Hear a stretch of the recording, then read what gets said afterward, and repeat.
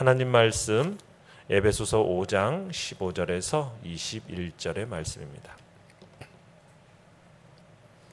에베소서 5장 15절에서 21절의 말씀 우리 한 목소리로 같이 읽도록 합니다. 에베소서 5장 15절에서 21절 시작. 그런즉 너희가 어떻게 행할지를 자세히 주의하여 지혜 없는 자 같이 하지 말고 오직 지혜 있는 자 같이 하여 세월을 아끼라. 때가 악하니라. 그러므로 어리석은 자가 되지 말고 오직 주의 뜻이 무엇인가 이해하라.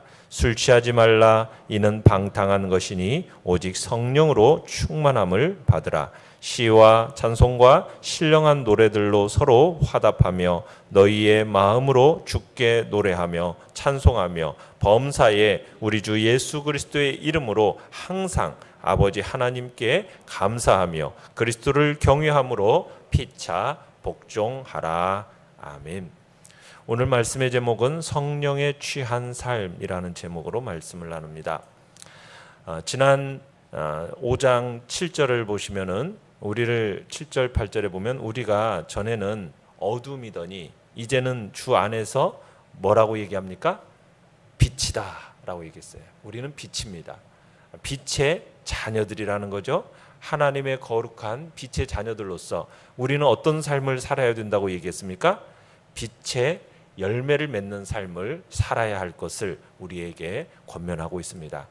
자, 그러면 그 빛의 열매를 맺는 삶은 어떻게 가능한가?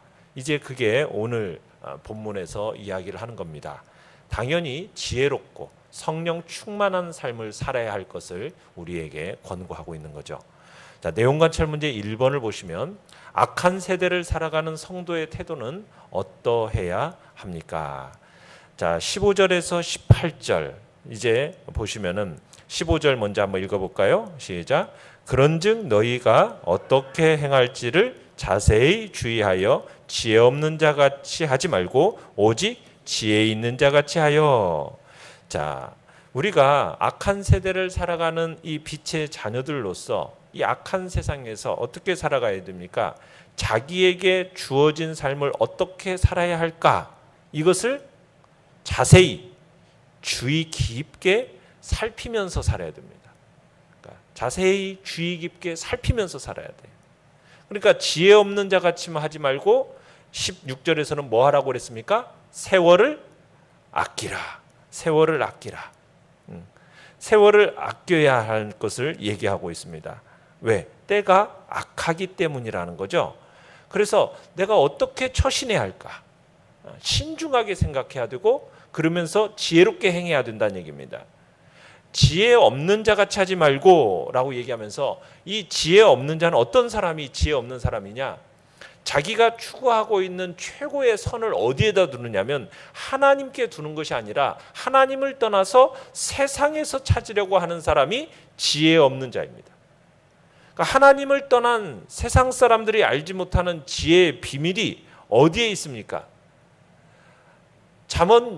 잠언에서는 무엇이 지혜라고 얘기를 하고 있습니까? 무엇이 지혜의 근본이라고 얘기하고 있죠? 하나님을 경외함이 지혜의 근본이다라고 얘기하고 있어요.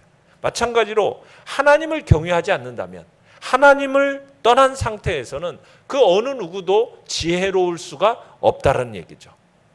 그리고 신약 성경에 와서는 무엇이 지혜의 근본이라고 했냐면 예수 그리스도를 지혜의 근본으로 고백을 하고 있습니다. 골로새서 2장 3절에서는 바울이 골로새에 보내는 편지에 뭐라고 얘기하면 그리스도 안에 지혜와 지식의 모든 보화가 감추어져 있느니라 이렇게 얘기하고 있어요. 그러니까 무슨 얘기입니까? 하나님을 떠나서는 예수 그리스도를 떠나서는 지혜로운 삶을 살 수 있어요? 없어요? 살 수 없다라는 얘기죠. 하나님이 우리의 최고의 선이 되시고 그분이 지혜의 근본이요 예수 그리스도가 지혜와 지식의 모든 것임을 우리들이 고백하며 그분 안에 살아야 하는 삶이 지혜로운 삶인 겁니다. 그러면서 세월을 아끼라라는 표현을 쓰고 있어요. 헬라어에는 이 세월, 시간이라는 단어가 두 가지 단어가 나오는데 하나는 크로노스라는 단어가 있어요. 이 크로노스라는 단어는 시, 분, 초, 그러니까 연대기적으로 이렇게 흘러가는 시간을 나타낼 때 크로노스라는 단어를 씁니다. 다른 하나는 카이로스라는 단어를 이 시간이라는 단어로 쓰는데, 이 단어는 한정적이거나 고정된 어떤 일정한 시기를 나타내요. 일정한 시기. 그 시기를 나타내는 단어가 카이로스. 특별히 성경에서는 이 카이로스라는 단어가 하나님의 계획 속에서 주어진 작정되어 주어진 특별한 시간 할 때 이 카이로스입니다. 하나님의 시간 이런 표현을 쓰는데요. 그러니까 하나님께서 계획해 놓으신, 그래서 작정되어 주어진 특별한 시간이 카이로스예요. 그런데 오늘 본문에서 사용된 단어가 이 카이로스라는 단어를 썼어요. 그러니까 뭐냐면 그냥 일반적으로 세월을 아끼라, 시간 아껴, 이런 말을 하는 의미가 아니라는 거죠. 특별한 시간을 아끼라, 특별한 시간. 우리가 밑에서 보면은 1번, 2번에 보시면 헬라어로 뭐라고 또 작은 글자로 써 있습니까? 기회를 사라, 이렇게 되어 있어요. 기회를 사라. 그러니까 공동번역에서는 뭐라고 표현하냐면 여러분에게 주어진 기회를 잘 살리십시오, 이렇게 표현해요. 여러분에게 주어진 기회를 잘 살리십시오. 그러니까 하나님께서 우리에게 주시는 특별한 기회의 시간이 있다는 거예요. 그러면 그 자신에게 기회가 주어졌을 때 그것을 어떻게 하라는 거예요? 잘 선용하라는 얘기입니다. 기회를 붙잡고 기회를 놓치지 말고 그 기회를 잘 선용하라는 거예요. 그렇지 않으면 시간이 흐른 뒤에는 그 기회가 다시 와요, 안 와요? 기회가 다시 오지 않으니까 그 기회가 왔을 때 그때를 잘 살려내라, 잘 붙잡아라, 그런 얘기입니다. 여기서 그래서 아껴라 라고 번역된 단어는 이게 몸값을 치르고 되산다, 몸값을 치르고 되산다라는 어떤 구속, 속량, 이런 개념이 나타나는 단어입니다. 그러니까 기회를 사서 속량한다라는 표현은 자기에게 주어진 기회, 자기에게 주어진 시간, 이것을 자기 것으로 만들어서 활용한다라는 그런 의미로서 지금 그 얘기를 하는 겁니다. 그러니까 우리에게 기회가 주어지는 게 매번 주어지는 게 아니라는 거예요. 하나님께서 주시는 그 특별한 기회들을 잘 잡아서 그걸 살려내서 그 시간들을 이제 자기 것으로 만들어 활용을 해야 돼요. 왜? 이유가 뭐예요?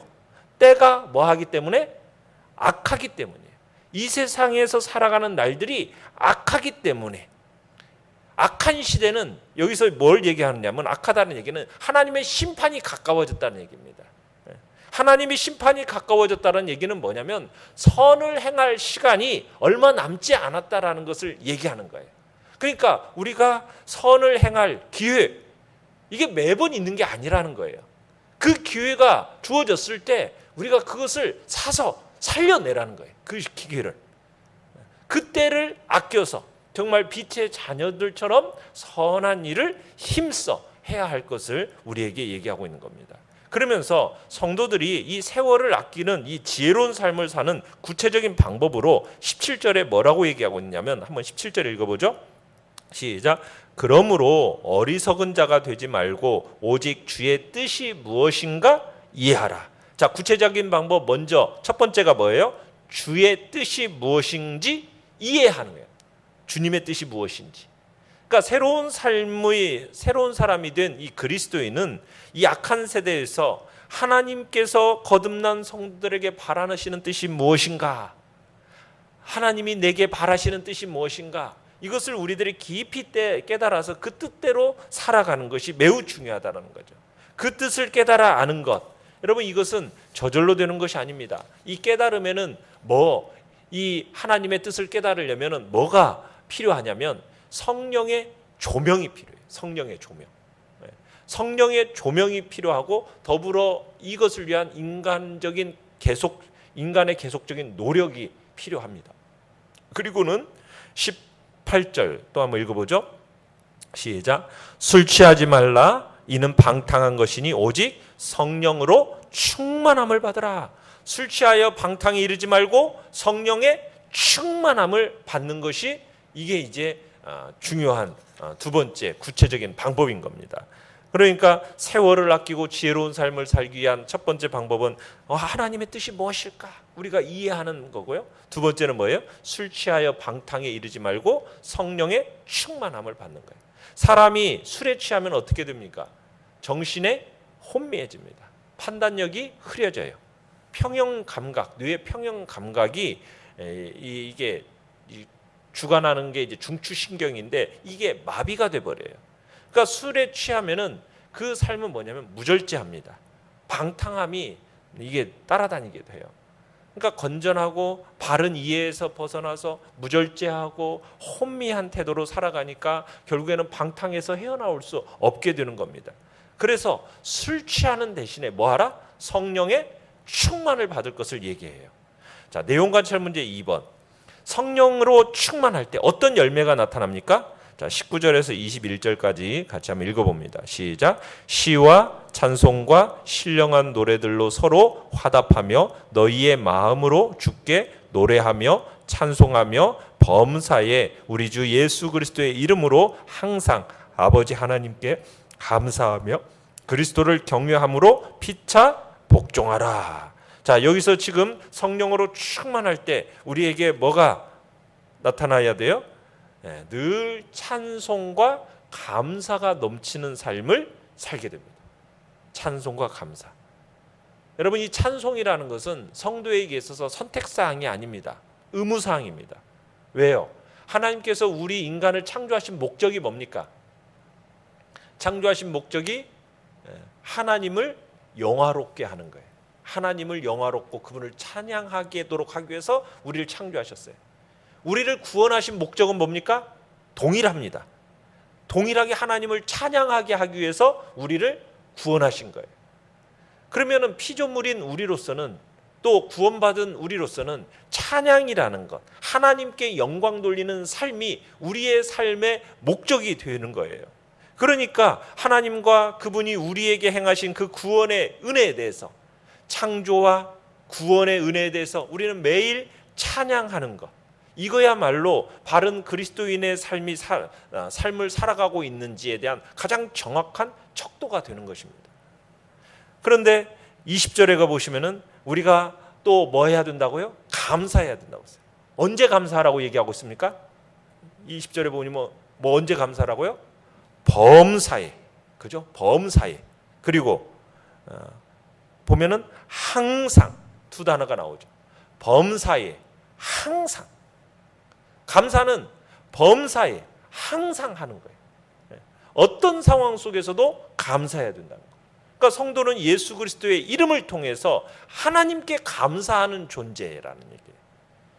그 모든 영적인 축복이 어디에서 오니까? 그리스도 안에서, 그리스도를 통해서 오기 때문에 우리는 그 예수 그리스도, 그분에게 항상 범사에 감사해야 되는 것입니다. 그리고 마지막 21절에 어떻게 열매로 나타난다고? 그리스도를 경외함으로 피차 복종하는 열매로 나타납니다. 서로 간에 복종하는 거죠. 자, 연구와 묵상 문제 3번입니다. 바울이 성령 충만을 술 취함과 대조한 이유는 무엇일까요? 자, 성령 충만을 술 취함하고 대조한 이유. 이 당시 헬라 세계 이방인들은 자신의 감정적인 기쁨을 얻기 위해서, 또 그리고 근심에서 해방되기 위해서, 또 신들과의 깊은 교제를 나누고 신비한 지식을 얻기 위해서 뭘 했느냐면 술에 취했다고 그래요. 그러니까 당시 헬라 세계 속에서는 이 술의 신인 이 디오니소스, 또 바커스, 이 사람들에게 제사가 이렇게 드려졌었는데, 제의가 행해졌었는데, 그때 항상 나타났던 게 뭐냐? 현란한 춤, 그리고 노래, 음주, 활락, 이런 게 동반이 됐다고 그래요. 그러다가 이 제사가 절정에 이루어지면은 사람들이 황홀경에 빠져 들어갔다고 그래요. 이런 사회적이고 종교적인 배경 속에 매우 익숙해져 있던 에베소 교인들에게 지금 바울이 진정으로 신이 되시는 하나님과 교제하고 우리의 영혼의 평정을 얻고 기쁨을 얻는 길이 술 취함에 있는 게 아니라는 거예요. 이방은 마치 그것이 술 취함이 마치 신들과 깊은 교제도 나누고 신비한 지식도 얻고 감정적인 기쁨도 얻고 근심에서 해방되는 거라고 여겼기 때문에 술 취함으로 갔지만 그것에서 오는 게 아니라 어디에서 오는 거다? 성령의 충만함에서 오는 거다라고 가르치고 있는 겁니다. 그래서 성령의 충만함을 여러분, 성령이 충만하면 우리에게 있어서 이기적인 생각을 내려놓게 됩니다. 내 의지를 내려놓게 돼요. 여러분, 성령의 충만은 그런 거예요. 내가 사라지는 거예요. 내가 죽는 거예요. 그리고 하나님의 주권에 온전히 나를 맡기는 겁니다. 내 삶을 통해서 하나님의 뜻이 이루어지도록 나 자신을 하나님께 온전히 맡기는 거예요. 내 욕심, 내 뜻, 내 의지, 이건 다 내려놓는 겁니다. 그러면 그 성령으로 충만함이 이루어질 때 하나님 앞에서 성도들과 함께 연합해서 예배가 드려지고 찬송하고 감사하는 그런 열매가 나타나게 되는 거죠. 그리고 서로 간에 성도 간에 있어서도 복종하는 일이 생기게 되는 거예요. 내 의지, 내 것이 살아있으면 복종이 가능합니까? 복종이 가능하지가 않아요. 내가 나를 내려놓아야 돼요. 이기적인 모든 것들을 다 내려놔야 돼요. 내 의지를 내려놔야 돼요. 그리고 온전히 하나님의 주권에 나를 내어 맡겨야 돼요. 그럴 때 성령의 충만함이 나타나는 겁니다. 세상은 술에 취하면 뭐 어떻게 해요? 고성방가하잖아요. 그죠? 막 그러고서는 뭐예요? 주먹다짐 하잖아요. 그렇지만 성도는 성령에 취하면 아름다운 찬양으로 하나님을 높이고 서로를 섬기면서 화평의 열매를 맺게 되는 것. 이게 성령의 충만함인 것입니다. 느낀 점 4번입니다. 바울은 에베소 성도들에게 성령으로 충만함을 받으라고 수동태 명령법으로 말합니다. 그 의미를 볼 때 무엇을 느낍니까? 자, 수동태, 성령의 충만을 받으라. 그러니까 너희는 성령에 의해서 가득 채워져라, 이런 의미예요. 성령에 의해서 가득 채워져라. 자, 그러면서 명령형이라는 것은 여기서 이제 현재 시제인데요. 이건 뭐냐면 행위의 계속성을 강조하고 있어요. 행위의 계속성. 그러니까 성령 충만이라는 것은 내가 한번 딱 받으면은 그 성령 충만이 그냥 막 계속 지속되는 게 아니라는 거예요. 성령 충만은 어떻게 돼요? 어떤 일시적이고 단회적인 게 아니라 항상 지속돼야 돼요. 지속돼야 돼요. 그래서 현재 시제를 사용하고 있는 겁니다. 그러면서 성령이 성도의 마음과 삶을 온전히 이끌어가도록 삶의 주권을 내어드리는 거예요. 이게 성령 충만의 본질입니다. 그러면서 명령문을 사용하고 있는데 이 성령 충만은 선택사항이 아니라는 거죠. 명령형은 뭐예요? 의무라는 거예요. 의무. 필연적인 사항이라는 거예요. 그래서 성도는 매일매일 성령에 사로잡혀서 그분의 인도를 따라 살아야 가야 되는 것입니다. 성령 충만에 대한 이 신약 성경의 기록들을 살펴보면 여러분 성령 충만을 받는 방법이 뭐로 나옵니까? 회개와 간구입니다. 회개와 간구. 그러니까 성령은 회개하고 죄사함 받은 하나님의 자녀들에게 주어지면서 성령 충만함이라는 것은 어느 날 그냥 임의적으로 우연히 내게 다가오는 게 아니라 성령 충만을 간절히 구하는 자들에게 주어지는 거죠. 여러분 성령이 처음 이 땅에 임할 때 어떤 사람들에게 임했습니까? 사도행전에 보면은 예수님이 승천하신 후에 오순절 마가다락방에 모여있던 120명의 문도라고 그러죠. 120명의 성도들에게 그날 임하였어요. 간절히 구한. 여러분 스데반에게, 베드로 같은 사람들, 그런 사람들이 성령의 충만함을 받았다고 기록되어져 있잖아요.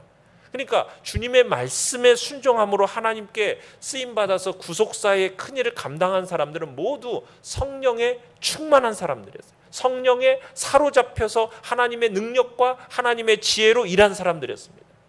그러기에 우리도 성령의 충만함을 구해야 되는 거예요. 성령의 충만함은 어제 내가 성령의 충만함을 받았으니 오늘 그 성령의 충만함이 유지가 된다? 아닙니다. 오늘은 오늘의 성령의 충만함을 우리는 오늘 간절히 구하는 거죠. 그래서 현재의 시제를 쓰면서 그리고 성령으로 충만함을 받도록, 그리고 그 지혜와 능력을 늘 하나님과 동행하면서 그분의 지혜와 능력을 의지하며 살아갈 때, 그럴 때 우리의 마음속에 큰 기쁨, 만족이 있게 되고 근심에서 해방이 되어지고 성령님이 주시는 그 평정을 얻게 되는 것입니다.